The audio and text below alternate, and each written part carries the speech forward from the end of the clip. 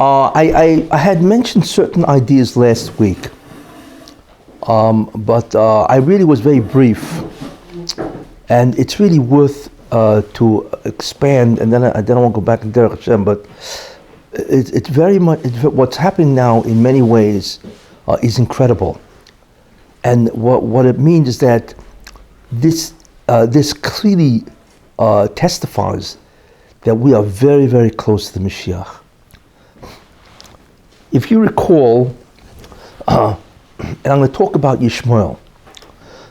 In the end of days, I had mentioned, of course, many times, that Edom has to do tshuva, to repent.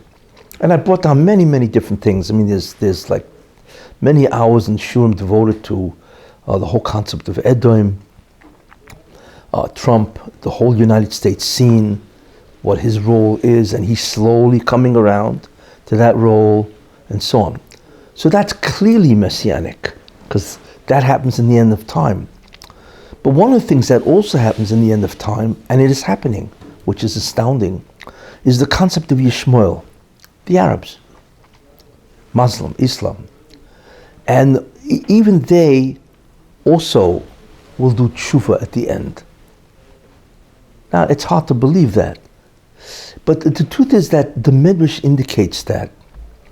And I want to go back to that Midrash that I quote many, many times, where it says that in the end, that Amar Yitzchak, that it really means at the end of time, in the week that Ben David Ba means at the end of time. It says that the world will be really igniting and inciting a lot of different friction. But it says Paras, which we know, of course, is Iran, Persia. Of course, 2,000 years ago, when this Midrash was written, Iran was Persia. It says that they will incite the nations of the world to war. Incite means, war, friction, hostilities, violence. That's what it means. And it says that they are going to incite a war against Arabia. And then it says that Arabia is going to seek counsel with Edom, the Edomites. And then it continues and says, this is in the Yalkut Shimoni, Yeshayahu 499, if anybody wants to look at it. Sort of like toward the end of the first column on that page. And it says there that Persia will then incite a war with the entire world. And it even says that they are going to Mahriv. They're going to destroy the world. Now, it doesn't mean literally destroy, but they're certainly going to begin that process, and it's not just a war, it's a war of destruction. And then it continues and says that the world will be frightened, they won't know what to do. And Klal Yisrael will also be frightened, because this is a major, major confrontation. And then a bas kol will come out, and the Rebbe Hashem says, all that I have done is because of you. God is saying this to the Jews, a divine voice. And what's so important, it ends off with the Higia Zman Geulaschem, that the time of your redemption has arrived. I had mentioned from that we see a very important idea, that in the end of time, really literally the end of time, the last great confrontation will be Iran. It's that clearly. Higia Zman Geulaschem, the time of your redemption has arrived, means that this is it.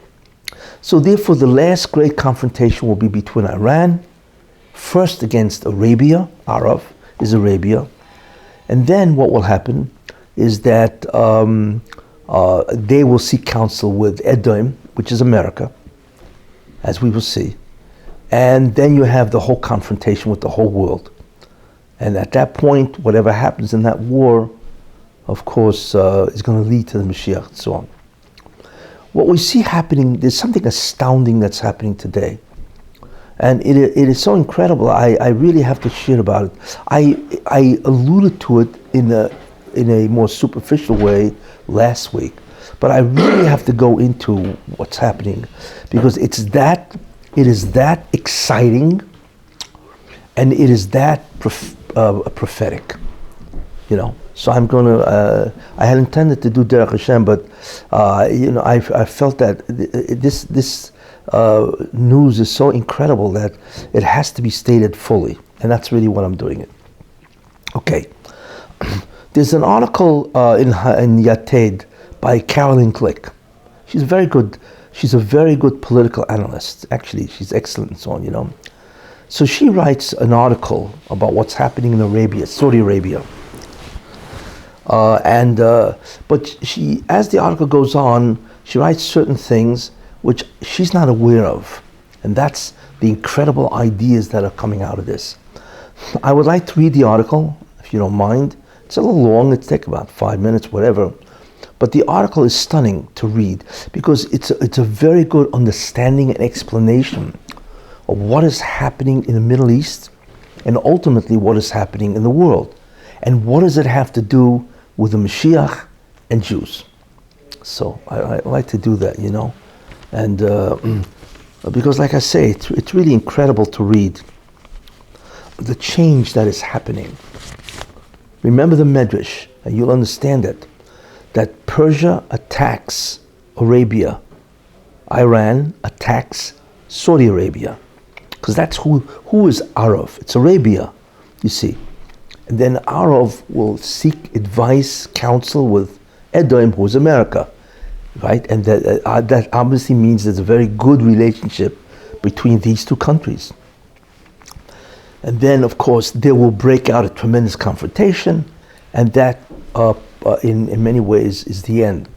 But that has tremendous amount of significance, that Persia will attack Saudi Arabia, you see. And there's a reason for that, as we will see, you know, which you can begin to see, not from the article, but you can begin to see the significance of all of this, okay? Especially in terms of the Messianic era, what has to be before.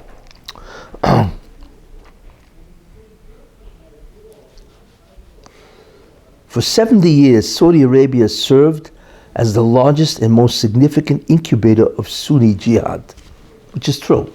I mean, for all the years, who was really behind the jihad, which is extremist or radical Islam? Saudi Arabia. These were the guys. What kind of a Shita? What type of an ideology is that? It's Wahhabi.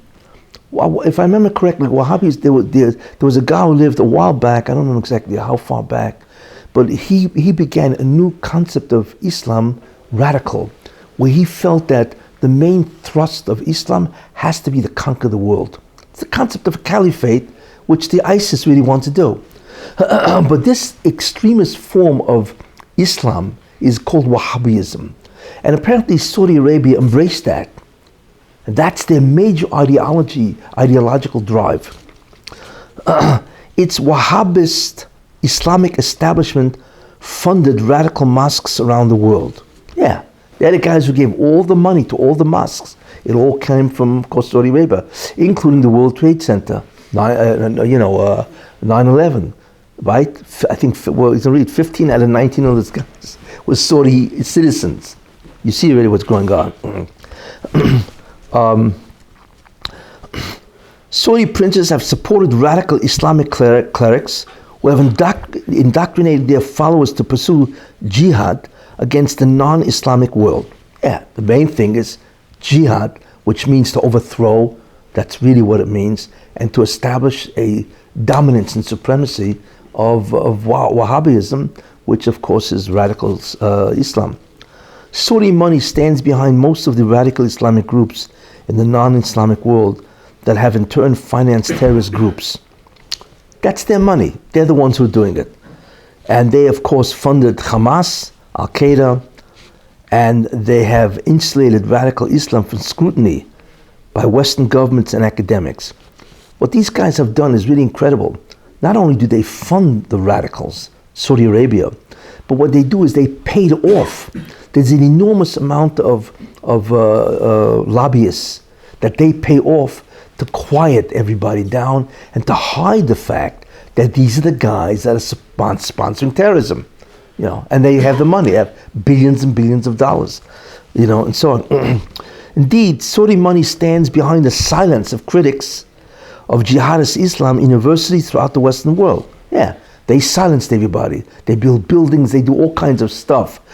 It's called bribery. Payoff to be silent.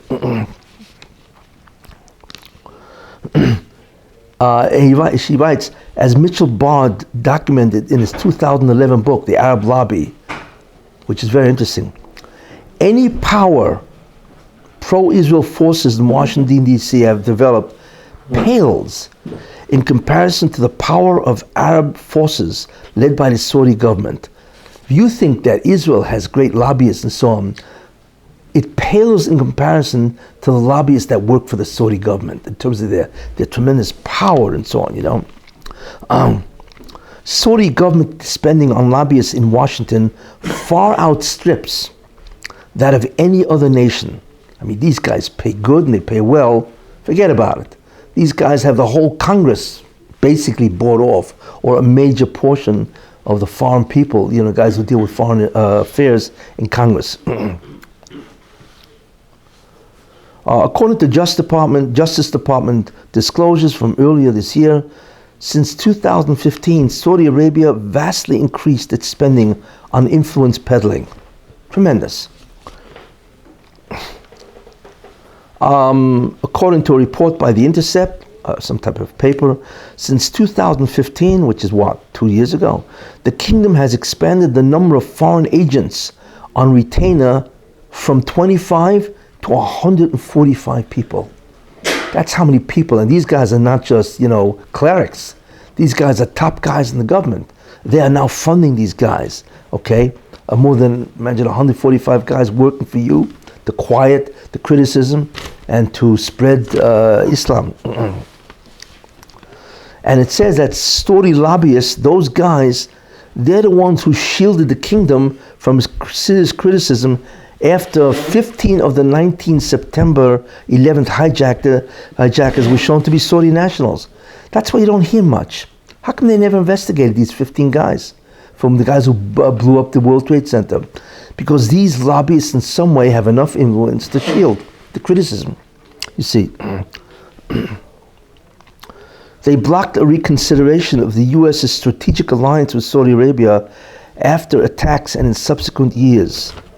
Even after it was revealed that Princess Haifa, wife of Prince Bandar, the Saudi ambassador to Washington at the time of September 11th, when it occurred, she had financially supported two of the hijackers of the 9/11 in the months that preceded the attacks. They even managed to quiet everybody and not even to look into that. I mean, it's just incredible. But it says that the position of Saudi Arabia cooled during the Obama administration. He cooled off. He sort of backed off from them. Why? So he says that the cooling wasn't because of a concern over Saudi financial support for radical Islam. No, it wasn't that. It says to the contrary, the Obama administration was friendlier to Islamists than any previous administration. So if that's the case, well, you're backing off from Saudi Arabia, you see. Then consider the Obama administration's placement of Muslim Brotherhood supporters in key positions in the federal government. He supported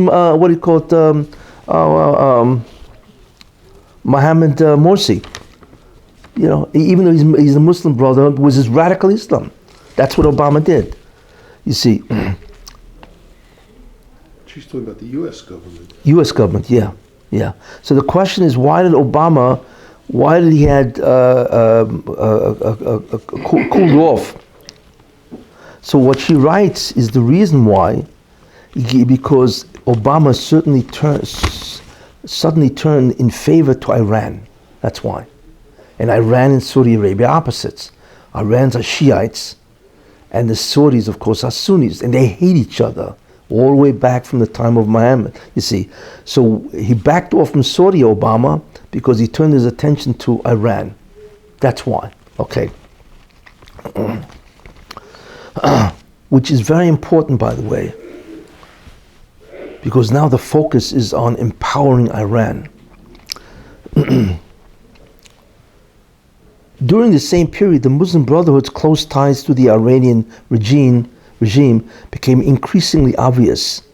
Now the reason for that, why is the Muslim Brotherhood of Egypt, why are they getting cozy with Iran? Because the Muslim Brotherhood is Sunni, not Shiite, whereas Iran is Shiite. This is the change that is happening, is that it's not about Shiites joining Shiites. It's Sunnis, which are bitter enemies, joining Iran. And this is really a very fundamental change. Okay. And then you have Mohammed Morsi, who was the Egyptian Muslim Brotherhood affiliate president. He hosted Iranian leaders in Cairo, you see. Clearly then, you find many Sunnis join the Shiites, which are the Iranians.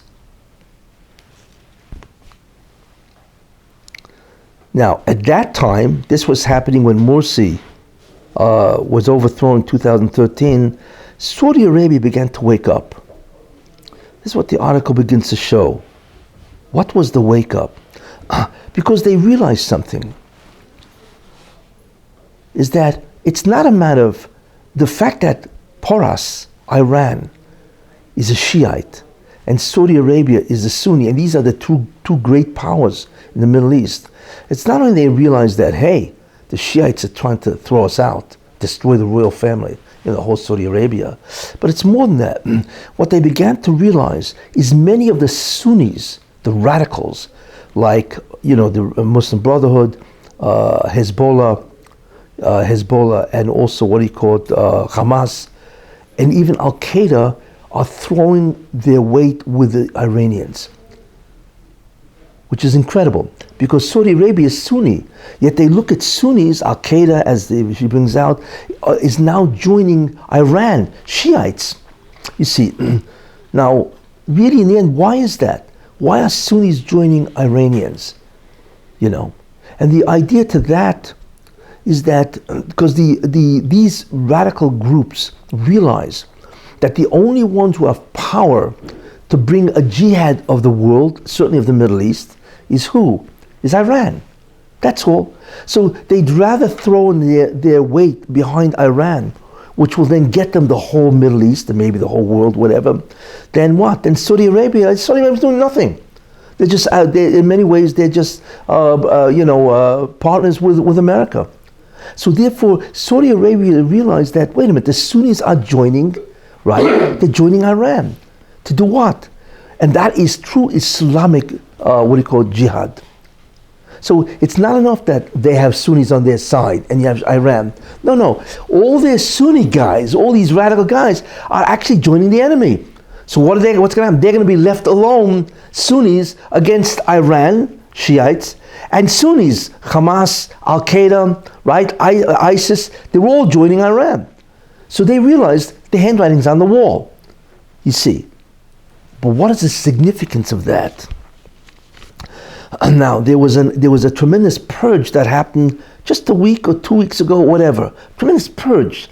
What was that? Because right now the king of Saudi Arabia is Salman, right? He's an old guy. He's over 80s, I mean, his days are numbered, whatever that is, So he woke up, apparently, and he appointed his son, Mohammed bin Salman, who's 32 years old, by the way. And he said, look, you're the crown prince. That's what he did. Why? Because he realized what I'm saying is that there's a whole concept of the Sunnis joining Iran, and they're going to be left out in the cold, and that's the end of the royal family, you see. So this guy, Mohammed bin Salman, who is the crown prince now, 30 years old, has to do basically two things. And this is what's astounding. The first thing he's doing is what everybody does when he becomes king. You kill everybody else that's a rival, right? So what he's doing is he's arresting. He's arresting.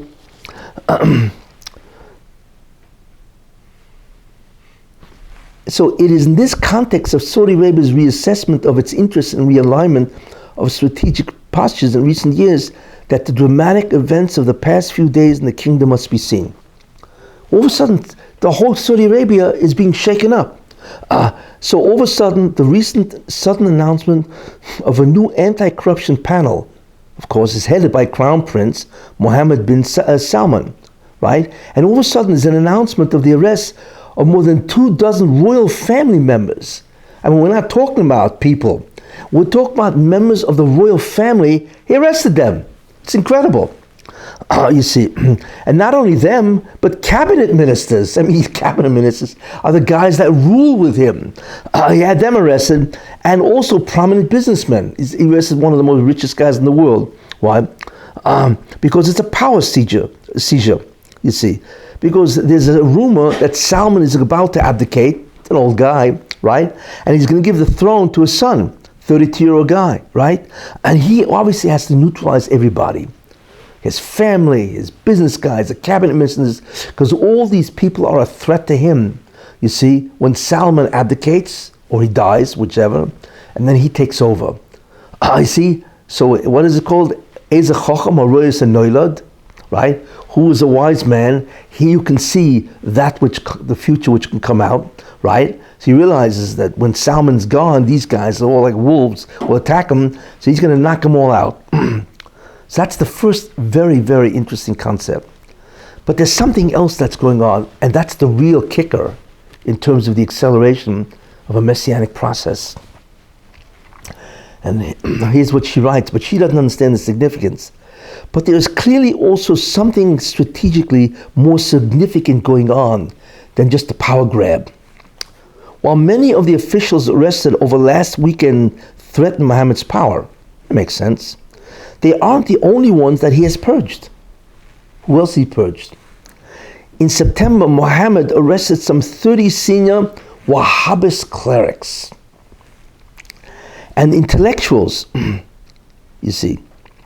And the arrest of the princes, cabinet ministers, and business leaders was followed up by further arrests of more senior Wahhabist clerics. Excuse me. These are the ideological, the structure of the whole Saudi Arabia. They've been doing this for years with these guys. The Wahhabists dictate, or they are the real, teachers of the Wahhabi Shita, right? Which is through jihad, right? It's it's like? It's like, imagine the communist, or rather it's like Brezhnev arresting all the communists. Or it's like Americans arresting the Congress. Excuse me, that's who make you up. That's who your ideological, framework is. So whoever heard that Saudi Arabia would arrest senior Wahhabists, and these guys are like the Rosh, But so that's the first incredible stance. The second thing is, at the same time, Muhammad has been promoting clerics who espouse tolerance for other religions, including Judaism and Christianity. What? Judaism, Christianity in Saudi Arabia, right? Excuse me, that's like sodium and chloride. It's like fire and water together. How's that possible, right? He has removed the Saudi religious police power. Those are the guys who arrested you when you were Precursor. If you said I don't believe, these are the religious defenders, right? He removed the Saudi religious police's power to conduct arrests, and he has taken seemingly credible steps to lift the kingdom-wide prohibition on women driving. Unbelievable. I mean, this is keneged Islam in many ways. Why? And what does it tell us? Okay. And then there's something else. That the U.S. just recently took the files when the U.S. captured Osama bin Laden in 2011 when they killed the guy. They captured a whole bunch of files, and what those files said were incredibly revealing. And Obama hid them. He refused to give out what they were, what was in the files. Because in the files it said the incredible thing. It said that Al-Qaeda, who's this, first of all, Obama wanted everybody to believe that Al-Qaeda was down the tubes. It's on his way out, because he wanted to win the election again. But those files indicate that Al-Qaeda wasn't dying. It was a lie that Obama, spread. But the second thing is, who is the sponsor of Al-Qaeda? Now, Al-Qaeda is Sunnis. But those files revealed that Al-Qaeda was sponsored by Iran. What? Sunnis are being sponsored by Iran? Hey, this can't be. And therefore he gave those files over to Saudi Arabia, to Mohammed bin Salman, to indicate that you have no idea who you're up against. You're not up against only Iran. You are up against Sunnis, those guys who hold your brand of Islam, which is incredibly dangerous now for Saudi Arabia, you see. And that's in many ways what they realize. That their enemy is no longer just Iran. It is also that. But it's more than that, you see. Because not only do they realize that radical Islam will destroy Saudi Arabia, because that's what they see now, you see, because these guys are with that. But there's other things going on. You know, okay, fine. But why destroy the Wahhabis? So fight the Sunnis. Because he realizes something else. That radical Islam is over with. It's going to destroy Saudi Arabia. It's not just Iran and the Sunnis that are joining Iran. It's this whole concept of radical Islam. What does that mean? Several ideas. First of all, Saudi Arabia is doing very bad economically, and he realizes that. As I mentioned, economically they're doing very poorly. That means oil is going to end.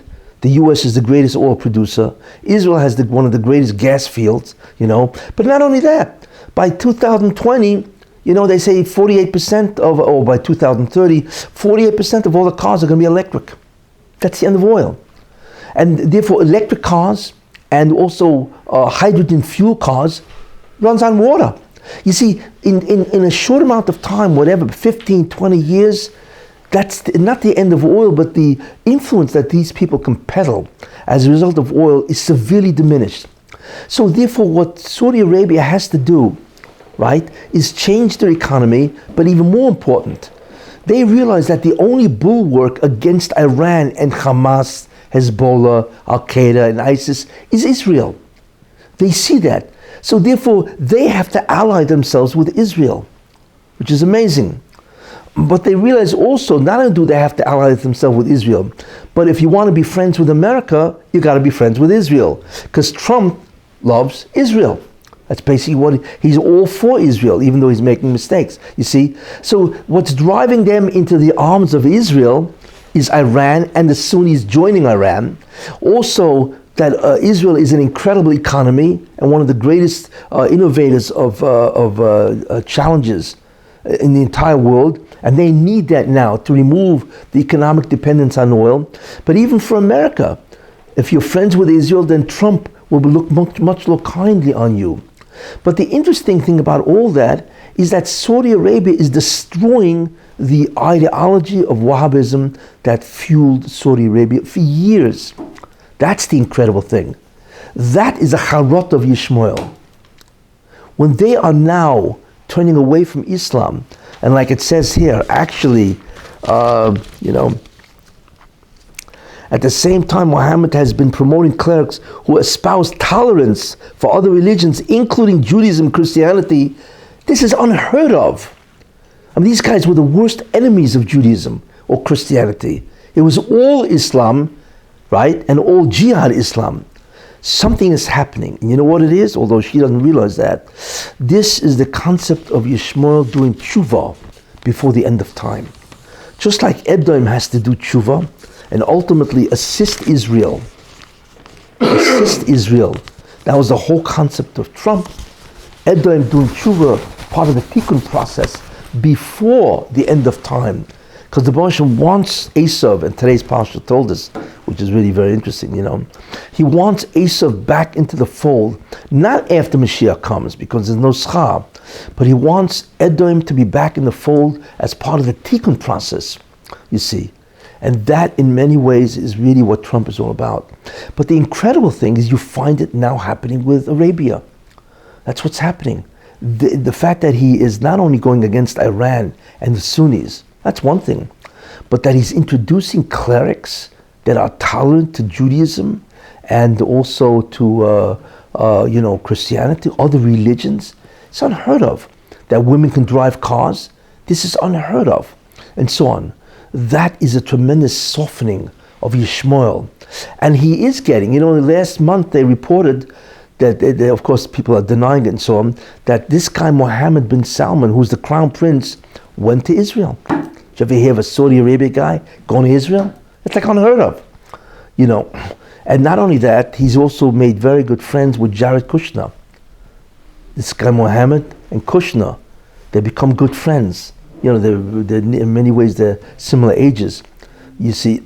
But it clearly indicates that this guy, this crown prince, there's something happening in the major ideology, and it's a tremendous shift from the hatred of Jews, you know, and the hatred of anybody non-Muslim, that he is slowly beginning to turn toward Israel and America and so on, and the West.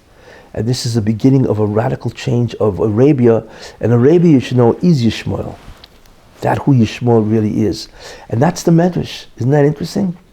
That Porus, Persia, war with who? With Arab. Who's Arab? Saudi Arabia.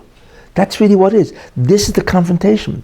But the incredible thing about that is that the fact that they are threatening Saudi Arabia is driving them to realize the bankruptcy of that type of Islam, and ultimately to join with America in the West, and ultimately to become friendly with Israel. It'll take time, but there's no question, and that's the biggest idea, is that he is going after the senior clerics of Wahhabism. I'm telling you, I have no idea what that is. That's like a revolution, you know, like I said, you know, it's like Brezhnev, you know, killing all the communists. You know, and it's what the same thing is. These are your ideological, framework. So what this really is telling us something incredibly important, that we are beginning to see the reversal of Islam, not as an enemy of the Jewish people, but hopefully as a friend, as an ally to assist Israel. So you see that in terms of America, which is Edom, Trump, and you see that with this crown prince also in terms of Saudi Arabia. And the essential Islam, you should know, is Saudi Arabia. It's not Iran. And if they're doing tshuva, then, and they are one of the major nations of the Middle East, you're going to find the Emirates also beginning to think that way. And hopefully even Egypt is friendly with Israel, Al-Sisi and so on and so forth. It's something which one would never think could ever happen, that Saudi Arabia could actually become friendly to Israel, you see. And also, one more thing is that Abbas went to meet Saudi Arabia. He just made a recent trip to Saudi Arabia, and it's reported, I mean, obviously unofficially and so on, that Arabia said, because they're getting very impatient, they said, listen, we don't know what Trump is doing. Whatever he's doing, he's going to try to make some kind of peace deal, whatever it is. But you need to do it. Whatever America says, I don't care what you say, you need to follow the plan. Because they realize that this whole concept of the Palestinian conflict is destroying them.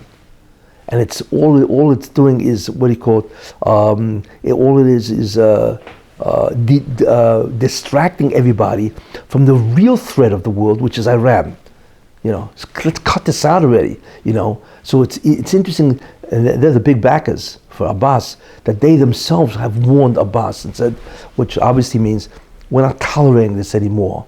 Hey, you get behind whatever's being offered, you know, which is not necessarily good for Israel, because God knows what they're going to offer, and so on. But it does indicate the seriousness of Saudi Arabia to stop the distractions and the fact that it's not good for Islam.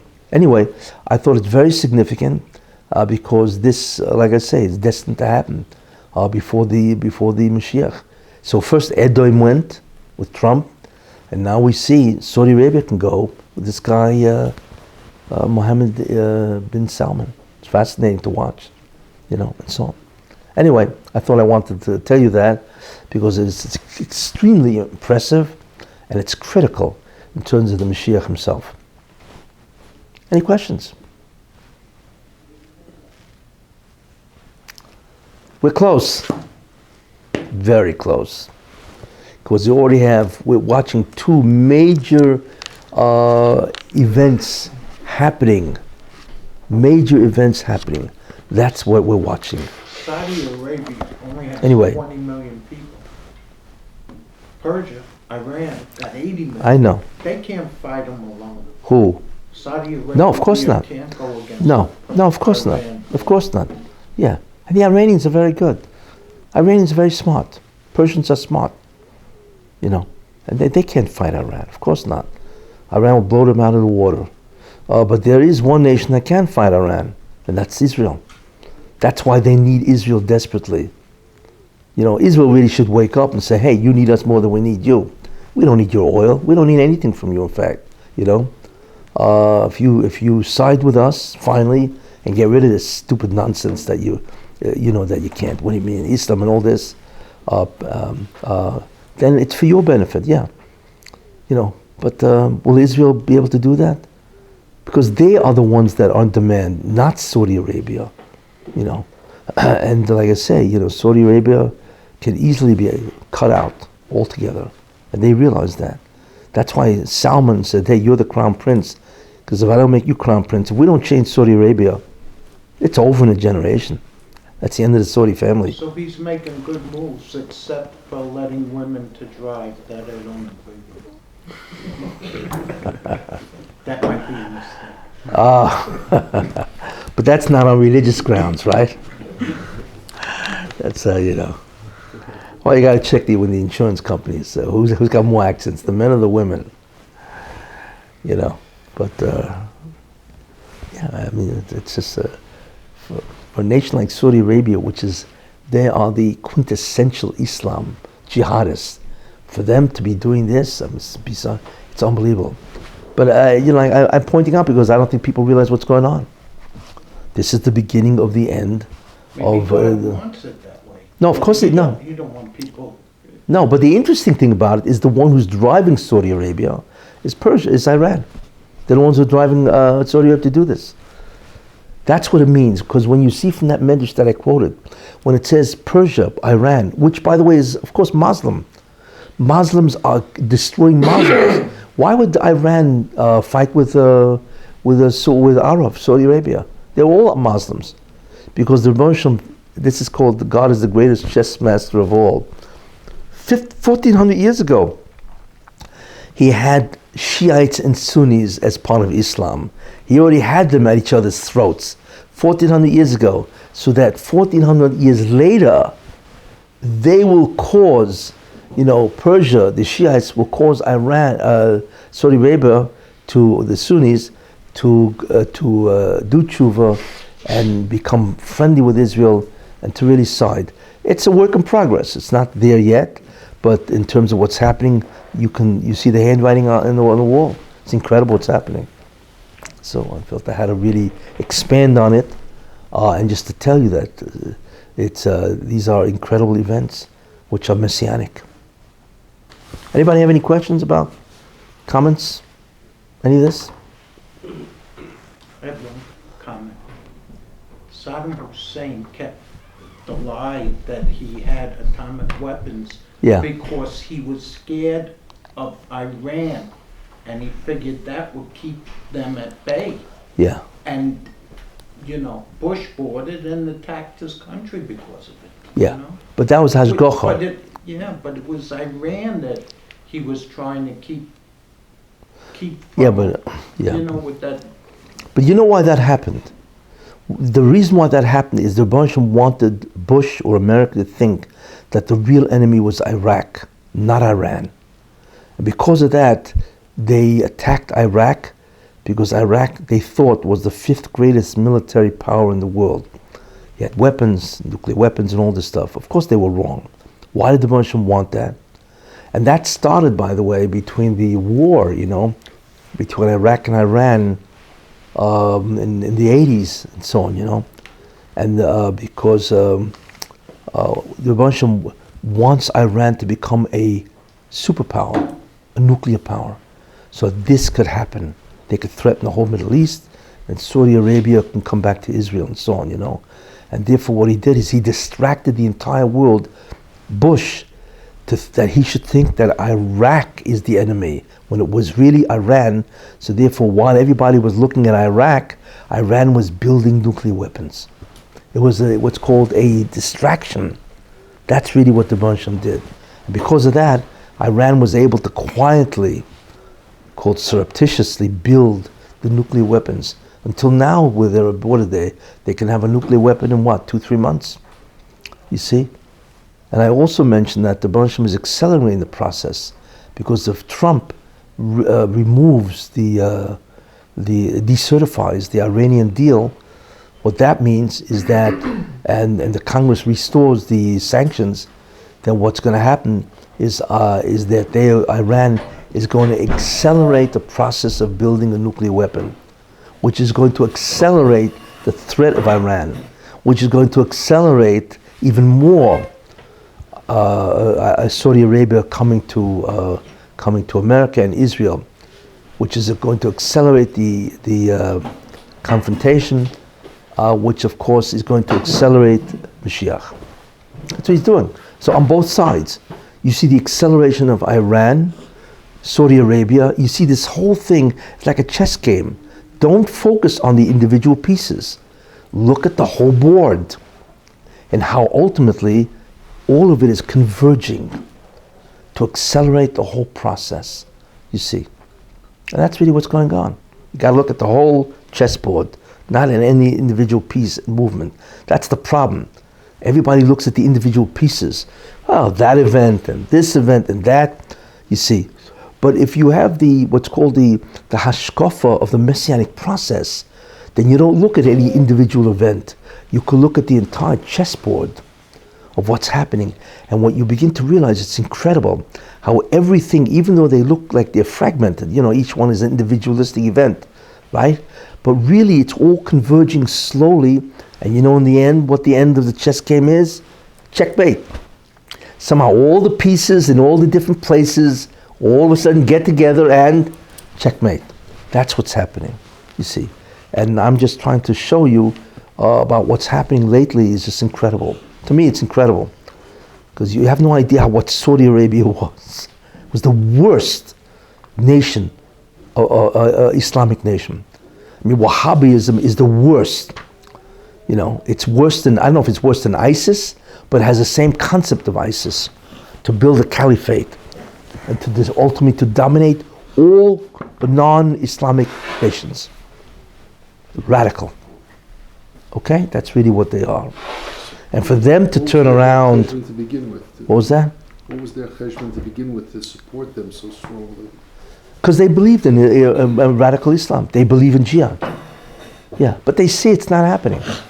And the other guy, all the other Sunnis, as I mentioned, they're joining Iran because Iran's the only one that could take out Israel. Without that taking out Israel, it's not going to happen. Because Israel is the major resistance to that whole radical Islam. And the only one who could take out Israel is who? Is Iran. That's really why all the Sunni radical Muslims are joining Iran. So for them it's amazing that even though they hate Shiites, because they really hate each other, but the dream. Well, no, it's not only that they hate Jews; they want to dominate the world. They want to kill the Jews. I mean, there's no question about that, because they want to supplant Judaism. They want to say that we are the major nation, that God chose us. It's like the Christians. But the real concept is that they want to dominate the world. They want to see remember the great Islamic empire, But it's funny, they dream of an Islamic empire, and Iran dreams of a great Persian empire. You ever see Shiva Shavteni Kurishina, return our dream the way we used to be. So, Persia's got this, Iran's got this dream. We used to be, and they were the greatest empire. Persia at one time, it's incredible. They split, and Alexander finally conquered them, but they were incredible, and so they have their dreams. And then you have Islam, who dominated the whole world. I mean, if they didn't get stopped at Vienna, whatever it was, 15 or whatever, and so on, they would have taken over Europe. That Vienna is what stopped them. But the Muslims said, Ad Khan, Europe is Esav, Edom, Christianity, and the Middle East is yours, you see. But, they're all dreaming of the previous glory that they used to have, So Trump decertifies this. He said so. He's decertifying. He's not signing on it. So there has to be an attack on Iran before the 2-3 months. There has to be a what? To do that, they have to attack Iran before they get the nuclear weapons. Who's gonna Well, that's the acceleration. Yeah, that's. it could be the Americans or the Israelis. It would be both together. America's, I'm sure it would be both together. Because if it's Israel and America, and of course America's going to weaponize Israel, because they, all this stuff. Look, America can wipe out Iran in a week, in one day. These people have no concept of the firepower of America, and Trump was right. You have no idea what we can do to you. What was his Russian? You don't even dream about what we can do to you guys, and he's right. Trump's going to be a scum from Congress to be able to do something like that? Well, yeah, the question is, he may, or maybe he's going to see a nuclear Iran as such a threat that he doesn't even need Congress. Sometimes he doesn't, sometimes he needs a declaration of act of war. But there's no question that if he decertifies, and if Congress goes along with that, and restores the sanctions, those mullahs are going to go crazy. They're going to say, hey, forget about it all. You'll fire up the, the centrifuges. They got about 20,000 of them. It's incredible. It's full speed ahead for the bomb. Then America's going to have to do something, And if they do something, we can't even predict what happens when Iran goes crazy, Well, the Russians can get involved, The Russians might step in for Iran. Take back Iran. Not really. I don't believe. No, Putin is not stupid. He's a very bright guy. Russia has no interest in Iran. Well, what are they? These guys are Muslims and Russians or whatever they are. The idea of Russia. These guys want territory. What they really want is they want an opening to the Mediterranean Sea. They want two things. Russia. They want to be back in the business of being a superpower. That's gaiva, arrogance. And the second thing they want is they want a port on the Mediterranean. And if they play with the Iranians, and and which is Lebanon and Syria and so on, then they can have a port there. But do they really like Iranians? Of course not. Yeah, with Iran, and Russia's not going to enter that. Russia's not going to enter a war with America, because they don't want to be destroyed either.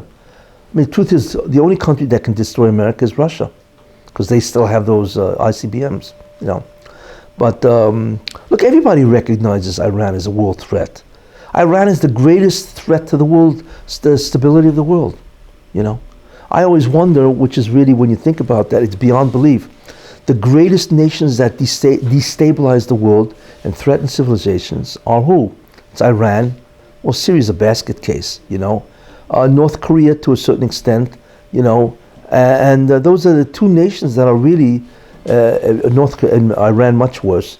They are the greatest threat to civilization, and it's amazing to watch how the world allows themselves to be taken hostage by this startup nation called Iran, and the world and America could take them out in 15 minutes, They just allow Iran to destabilize the entire Middle East. It's clear. They are the mother of all terrorism. And why do they allow this one nation, when they have the ability to take this nation out, to do this? It's astounding to watch how foolish people are. America should say to Iran, excuse me, you are threatening civilization. You are taking apart the whole Middle East. You can't do that, So we tell you now, we give you a week to get rid of your weapons. You don't do that, we'll take you out. And they don't have to take out the people. They can take out the infrastructure and then send Iran back into the first century, CE, BCE. You know what I'm saying? And what's the big deal? You just blow up the whole place. And that's the end of Iran. No infrastructure, no power plants, no dams, no nothing. You destroy Iran, and Iran cannot respond. To me, it's always incredible. When Iran is not a threat to the Middle East, it is a threat to the entire world civilization. You see, in terms of the proxies, the nations. And if the Middle East goes, the whole world goes with it, because that's where the oil is and so on and so forth. So why are you doing this? Why are you allowing these guys to dictate, hold everybody hostage? What are you doing that for? But that's what the world is, They're always afraid to take the right action. It's like they say, why does evil always win and good doesn't? because the good always hesitates. They have to ask him, well, do I have to pass a law? Is it right? Is it moral? Is it ethical? Evil doesn't think about that. They just say, hey, I want this, bang, bang, and that's the end of it. You see, that's why evil always wins and good never wins. You see? And people are evil, they never hesitate. They know exactly what they want, and that's it. But that's one of the incredible vulnerabilities of the world, is that they will not confront evil. They will allow it to grow. And the problem is they wait too long. It's like that, what's his name, Chamberlain and Hitler, Yishmael, peace in our time. This guy is an idiot. He's an absolute idiot. That anybody who could look at Hitler realize what this guy wanted. You don't have to be a rocket scientist to feel like what this guy wanted. He wants to dominate the world. And certainly he's going to dominate Europe. So what's this peace in our time? Because Chamberlain said that, 56 million people died in that World War II. Because he came up with this absurdity that it's peace in our time. No, Hitler's good. And even though he's taking over, Czechoslovakia, he's gone on the move. I mean, where's your head? You know what our problem is? Our problem is we think these people are larger than life. Politician, prime minister, these guys are Illusion, right? They always know the truth. Most of the time, they're idiots. They have self-interest all the time, and they're idiots. You see, because they're always dominated by their self-interest, whatever that is. More votes, or allies, or whatever is going on. But that's why many of them fail to see the truth. Anyway. What country wants 1 billion Muslims mad at it? No country wants that. What are you saying? They're afraid to antagonize the whole Muslim world. Well, who's afraid to antagonize the Muslim world? Every country. Spain, France, they all are. But here's the idea, Look, in the end, you need a person, the country has to decide, are you going to allow Iran to destroy the world or not? They will destroy the world. They don't care. They don't care if they lose 30 million people. Or are you going to take them out? Sometimes you have to make a decision. And that's the end of it, Iran isn't a terrorist country, right? It's a destroying influence on the world. It's much higher. And you got to take them out, and that's the end of it. Well, you worry about the billion Muslims. I guarantee the billion Muslims won't do anything, because there's nothing that works better than you flex your biceps. Well, that's what it is. People are afraid of power, and people are afraid to use the power that they have. But there's a time that you have to use the power. You have no choice, because, like I say, Iran isn't just a nation that is starting up with other nations. They are destabilizing the world. And that's why the Bansham did North Korea, because he wanted to show, to Trump, let me show you what it means to be the threat of a nation, right, that threatens your extinction, your existence. So I'm going to show you Iran, this pipsqueak nation called North Korea, right? It's nothing. Okay, the guy's a megalomaniac and so on, All of a sudden, America realizes what does it mean to be threatened existentially. You see? Now, this is North Korea. Iran is a future North Korea. That's all it is. That's what's going to happen. It doesn't take a prophet to realize what's about to happen. When North Korea gets their nuclear stuff, forget it. They are going to threaten the world, because that's what they do. When Iran becomes nuclear, first they're going to threaten Israel, try to take them out. Then they're going to threaten Saudi Arabia, because Saudi Arabia is the greatest opponent of Iran. They'll take out Saudi Arabia. They'll take over the Middle East. And once they have the Middle East, they'll have nuclear weapons that can reach Europe, Paris. So you want to tell me what to do? I'm going to take Paris out. Now what are you going to do? Nobody's going to fight with them. Then it's too late. The time to act is now, to preempt. You don't want to do that? If Chamberlain wouldn't have said that, if they would have taken out Hitler then there would be no World War II. But they didn't. Nobody moved. Because that's the problem. The good always hesitates.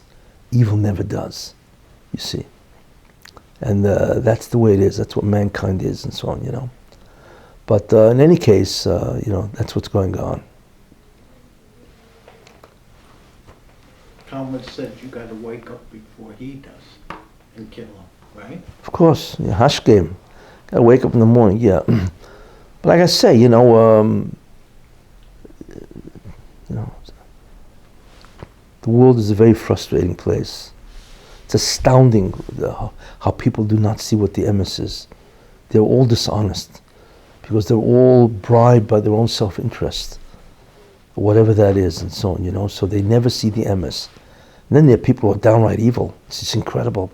It's incredible how Obama could have made this deal with Iran when he knows that Iran wants to destroy the world. Iran wants to take over. Just how do you do that? Especially when Iran was about to go bankrupt. A couple of months, they would have been finished. Yeah, he had him anyway begging. The whole economy was bankrupt. He could have destroyed Iran just because of the economic sanctions, but he didn't. So what's his excuse? He gave him $1.5 billion. Yeah. People do not understand the evil of this man, of Obama. It's beyond belief what people are. But anyway, this is exciting events which are happening now, and it's unheard of. And it clearly indicates when all of these pieces are put together that there's a tremendous rush, acceleration toward the Messianic process. It really is. So in that sense, it's exciting. After this, then the next stage. There's Edom, there's Yishmael, then there's a third stage. When that happens, you can roll out the carpet for the Mashiach. And that third stage is called the Erev Rav. When they are overthrown, then that's the three great nations that have to rule before the Mashiach comes. There's Edom, there's Yishmael, and there's the Erev Rav. So right now we see Edom has changed, that's Trump. Yishmael seems to be changing, that's this guy Mohammed bin Salman. And when the Erev Rav is knocked out, which seems to be happening slowly, then the Mashiach is mamish right around the corner. Because those are the three great nations that have to change, and the Erev Rav has to be completely deposed. And then that's the entry. Who's the Erev Rav? I once explained the Erev Rav are people that feel that the essential concept of a Jew is not the Torah, it's a nation. We're a nation like everybody else. That's the Erev Rav.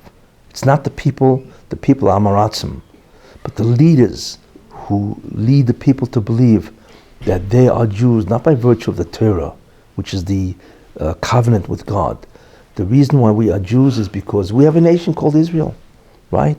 We also have culture. We have gefilte fish. We have schnitzel, And we have all these poets and all that. That's what makes us unique. We are a nation like everybody else. And that's what certainly Eretz Israel is doing. They're always obsessed with trying to prove to everybody else that they are like everybody else, instead of emphasizing their uniqueness of being Jewish and of the Torah and the wisdom of the Torah. They're obsessively trying to do exactly what the Goyim are trying to do.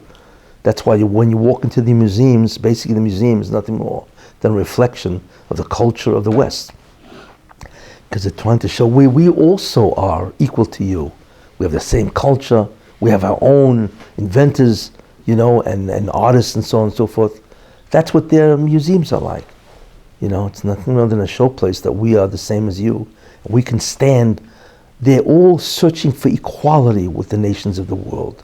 That's the quest of the Erev Rav, to remove the uniqueness of the Jew, of the Torah, and to show that they are equal to everybody, the equality with all the nations, and we are also like all the nations. And that these are the leaders of, unfortunately, of what goes on now. But someday that will end. But God has patience, slowly, one at a time. And I think He doesn't want to shock the whole world by doing it in 1 year. Everything collapses, So it seems that we're looking at a turnaround of Yishmael. And then I believe the next ones will be the Erev Rav. That's what I believe is happening and so on. Okay. What's this medrash you quoted? What's the name of it? Which medrash? That you said 2,000 years ago about Persia? That's Yalkut Shimoni. Yaakov Shimoni? Yes, it's a medrash.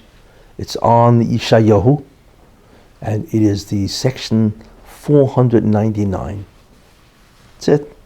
You look up, it's in the right, there are two columns, the right column, all the way down at the bottom, is where it talks about Persia, Paras, And that was written 2,000 years ago. It's amazing how they knew that there would be a Persia, and that Persia would be doing all this. It's just astounding how they knew that, you see. But that's what happened. That's what's happening. Yishmael seems to be doing tshuva because of Persia. And that's what's pushing them into the arms of the Jews. A lot of sages Anyway, said they didn't want to be alive during these times. That's different. That's different. A lot of sages said they don't want, Yesei, let him come, but I don't want to see him. And they said that they do not want to be alive at the time right before the Mashiach comes. But it's not because of the persecution. The reason for that is called miut or. Because the worst thing you can do to a tzaddik is to diminish kedusha in such a way where it's dark. And if you look outside, it's dark. There's not only that evil dominates, there's no gedolim. Any gedolim coming out today? Where's the gedolim? 11 million Jews are gone. The amount of kedusha in Klal Yisrael is incredibly diminished, and they didn't want to be part of that because they understand they need kedusha to eat, and if you don't have kedusha, holiness, then they can't stand it. You see, so the worst thing you can do to a tzaddik is not suffering, but it's to deny him holiness, to deny him spirituality. And they knew that before the Mashiach comes, that is going to be the major climate. No spirituality, all sheker, all lies, deceit, right? Pleasure, power, materialism, arrogance, you see, and lies. And this is what's going to dominate before Mashiach comes, but very, very little spirituality. Very, very little or light of kedusha, of holiness, and so on. And that's exactly where we came to. We're at that level. There's very little. I know it's hard to realize because we live in Lakewood. So Lakewood, you see there's yeshivas, which is great. You have yeshivas and all kinds of Botei Medrash, everything. Lakewood is it's one of the greatest capitals of Jews in the entire world, and so on. Besides Eretz Yisrael, and so on. Lakewood and Williamsburg and so on, Muncie. But what do you think? How many Jews really are in these places? So very few. Most Jews are gone. You see, so there's very little kedusha. The Ramchal says something interesting, that before Mashiach comes, it's like imagine a window that's painted black, and the window, you're going to close it slowly so light gets in underneath, and you close it and to such a point where if you shut the window, then it's totally black, then the world is destroyed. So he says that the darkness, the lack of spirituality will be so great that the amount of window open is about 1 millimeter left. So there's a small little bead, of light left, and that's it. That's how dark, that's how far it'll go down before Mashiach comes. That's how much darkness will envelop the world. Like the Jews in Mitzrayim. Yeah, that's right, yeah. Mem Teshar Tumah, exactly. Just like it happened then, will happen now. The Jews, the whole world will be Mem Teshar Tumah, not just the Jews, And it's going to be that, and 1 millimeter later, it's shut. But then the world is destroyed, because without any kind of kedusha, spirituality, it's destroyed. So it's going to be what's called ad, v'lo ad beklal. Ad means until the bottom, right? But not the total closure of the window. And that's what we're seeing. We already live in that type of world. Just take a look today, and there's so much scandals going on. First it was Hollywood, and now it's the Congress. And what's going on here, and so on, But that's what's happening. You see, that's what's happening. You realize that all the icons and the idols that everybody used to worship, hey, look who these guys are really, It's just astounding to watch mankind, what do you call it, spiraling down, to literally so far down.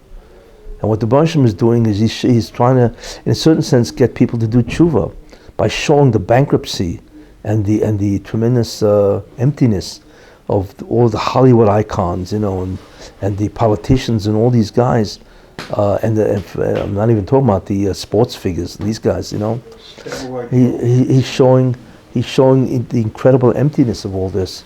It's really a move to do tshuva. He's trying to get people to do tshuva. Stop looking at these people, because if you don't look at these people, then there's a chance that maybe they'll look for something else, which is real. It's really part of the tshuva movement. The exposure of these types of people is all part of the movement of tshuva. Because then there's a chance they may find something that is really legitimate. Yeah, that's what's happening. Any questions? So the good news is, he's right around the corner. You see? It's a big corner. What? Seems like it's a big corner, yeah.